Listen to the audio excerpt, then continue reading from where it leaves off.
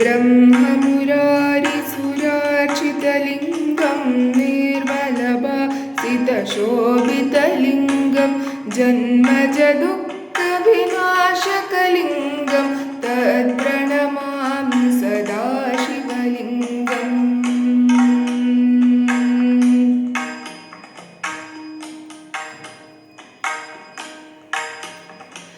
देवमुनिप्रवरार्चितलिङ्गं कामदहन करुणाकरलिङ्गं रावणदर्पविनाशकलिङ्गं तत्प्रणमामि सदा शिवलिङ्गं तत्प्रणमामि सदा शिवलिङ्गम्। सर्वसुगन्धसुलेपितलिङ्गं बुद्धिविवर्धनकारणलिङ्गं सिद्धसुरासुरवन्दितलिङ्गं तत्प्रणमामि सदा शिवलिङ्गं तत्प्रणमामि सदा शिवलिङ्गम्।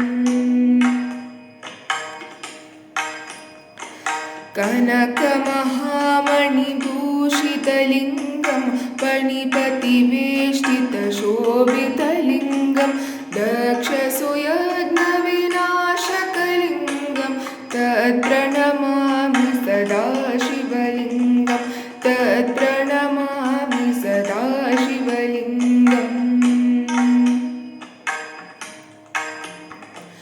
कुङ्कुमचन्दनलेपितलिङ्गं पङ्कजहार सुशोभितलिङ्गं सञ्चितपापविनाशकलिङ्गं तत्प्रणमामि सदा शिवलिङ्गं तत्प्रणमामि सदा शिवलिङ्गम्।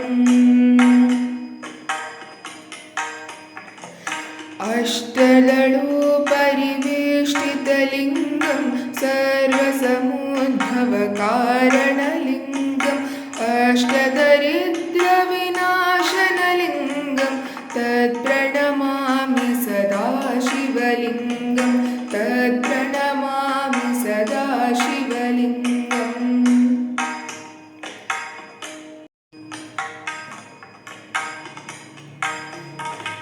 सुरगुरुसुरवरपूजितलिङ्गं सुरवनपुष्पसदार्चितलिङ्गं परात्परं परमात्मकलिङ्गं तत्प्रणमामि सदा शिवलिङ्गम्।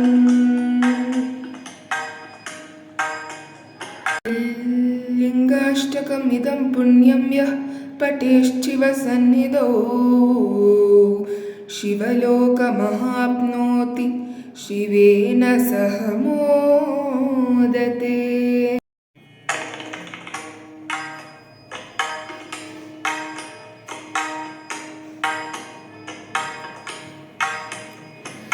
ब्रह्ममुरारिसुरार्चितलिङ्गं निर्मलभासितशोभितलिङ्गं जन्मजदुःखविनाशकलिङ्गं तत्प्रणमामि सदा शिवलिङ्गम्।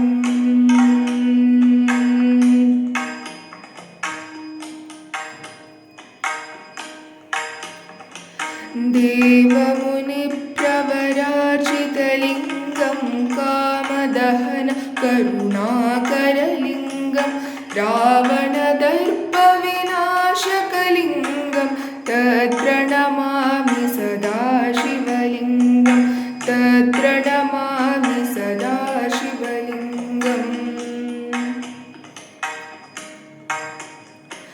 सर्वसुगन्धसुलेपितलिङ्गं बुद्धिविवर्धनकारणलिङ्गं सिद्धसुरासुरवन्दितलिङ्गं तत्प्रणमामि सदा शिवलिङ्गं तत्प्रणमामि सदा शिवलिङ्गम्।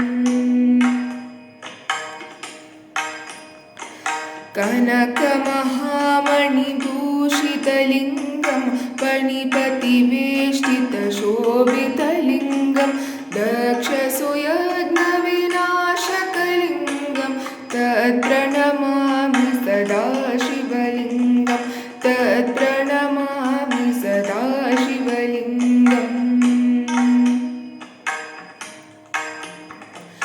कुङ्कुमचन्दनलेपितलिङ्गं पङ्कजहार सुशोभितलिङ्गं सञ्चितपापविनाशकलिङ्गं तत्प्रणमामि सदा शिवलिङ्गं तत्प्रणमामि सदा शिवलिङ्गम् अष्टदलोपरिवेष्टितलिङ्गं सर्वसमुद्भवकारणलिङ्गम् अष्टदरिद्रविनाशनलिङ्गं तत्प्रणमामि सदा शिवलिङ्गं तत्प्रणमामि सदा शिवलिङ्गम्